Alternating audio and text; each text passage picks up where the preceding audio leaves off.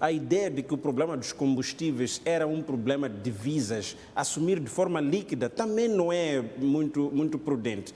Podia, naquela altura, termos algum problema de divisas. Como eu disse, historicamente, Moçambique está com uma certa dificuldade de divisas. Isso é histórico. Agora, aquele problema era efetivamente, pode não ser. Existem outras lógicas políticas de constrangimento até de economia por motivos políticos. E isso nós podemos, em algum momento, discutir.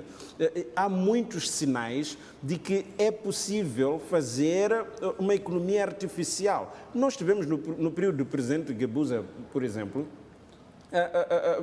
as contas públicas sendo constrangidas em nome de dar alguma estabilidade política.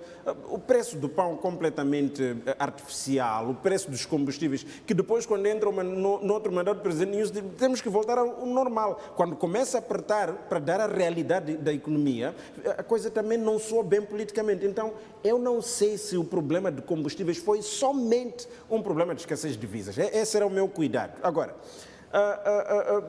responsabilidade do presidente. Responsabilidade do presidente. Como eu disse, o presidente, tendo ele conhecimento privilegiado, muito provavelmente já deve existir alguma ação em curso. Só que, naquele momento, o presidente é encontrado em contrapé. Contrapé, entre aspas, não é?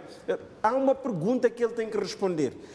E quando fala que o presidente tem que trazer as medidas que está a fazer junto do Banco de Moçambique, o presidente não pode, como governo, fazer essas medidas, mesmo como chefe de Estado. Quando temos que entender isto, o presidente da República é chefe do governo.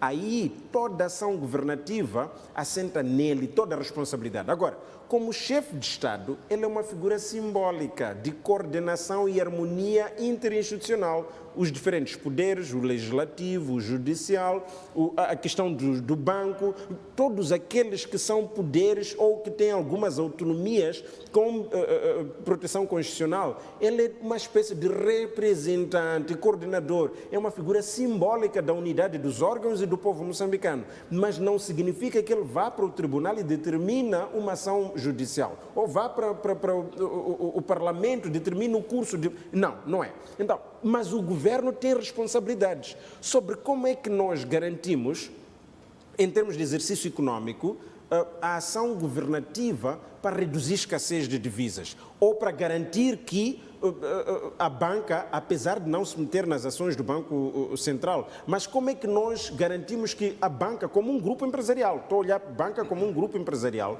que tem uma atividade igualmente regulada pela ação governativa, como é que esses não manipulem o sistema no prejuízo dos moçambicanos? Então, aí, esta ação a acontecer, eu acho que o presidente, tendo alguma possibilidade, podia levantar lá, mas também não sendo espaço específico para dar detalhes, porque depois nós podíamos cair no direito.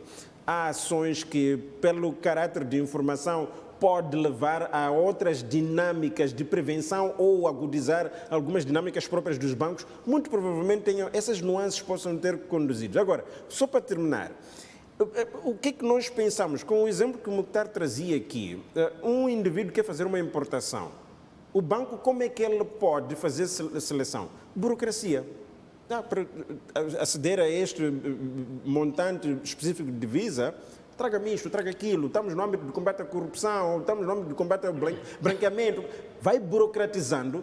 E esta é uma das formas de não disponibilizar. Mas não vai dizer. Agora, o Banco de Moçambique, na altura, disse, vão lá para os bancos, tem lá. Porque ele tem informação. Mas a pessoa, quando chega nos bancos, até lá existe divisa, mas a sua disponibilização é extremamente apertada. Por quê? Para fazer aquela atribuição seletiva que eu aqui falei, ou para o negócio próprio do banco. Então, eu acho que há elementos muito interessantes em termos governamentais para nós tirarmos e percebermos o discurso do Presidente da República. Eu, como regulador, como Banco de Moçambique, tenho o direito de reunir-me com a Associação Moçambicana de Bancos, com todos os bancos, principalmente os sistémicos, os maiores bancos, e dizer claramente, eu sou o regulador. O tema são divisas. E tudo o que se passa no mercado cambial, no segundo o Banco de Moçambique tem conhecimento. No segundo, aquilo é um sistema integrado.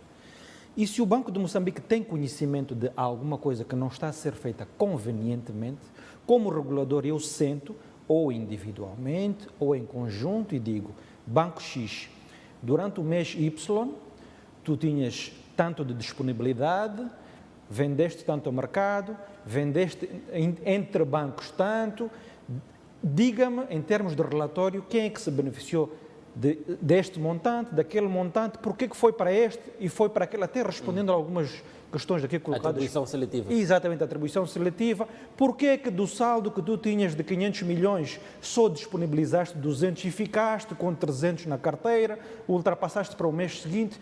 Eu tenho o direito como regulador de fazer isso. Provavelmente, aí... Eu acho que é até o dever, porque responde pelos moçambicanos, mais do que direito, é o dever de fazer isso. Portanto, eu não estou para dar aulas, como eu disse. Eu acredito que, se calhar, a dado momento, isso já deve ter acontecido. Provavelmente. Se não aconteceu, vai acontecer ou não vai acontecer, não sei. Isto provavelmente seja uma das medidas para tentar perceber onde é que, como eu disse, a quem é que colocamos o guiso, que é importante. Publicamente não sabemos. Não precisamos, até que seja publicamente. O problema, a questão é resolver-se esta questão. Isto aqui é fundamental. Agora, quais são as possíveis soluções? As possíveis soluções. Eu devo dizer aqui algo que é muito importante, que é o seguinte: se olharmos para a balança, vamos reparar que, por exemplo, em média, no ano passado, exportamos cerca de 3,6 bilhões de dólares. Mas há uma questão fundamental nestes números registados, isto incluindo o gás, os bens e tudo o resto, que apesar de estar registado 3,5 ou 6 bilhões de dólares de exportação, a pergunta que eu coloco é: entraram no país 3,5 bilhões de dólares fruto dessas exportações que estão registadas? E eu próprio respondo: não, não entrou. Não entrou por quê? Vou citar alguns exemplos, não vou citar entidades, vou citar alguns exemplos. Há algumas entidades que o governo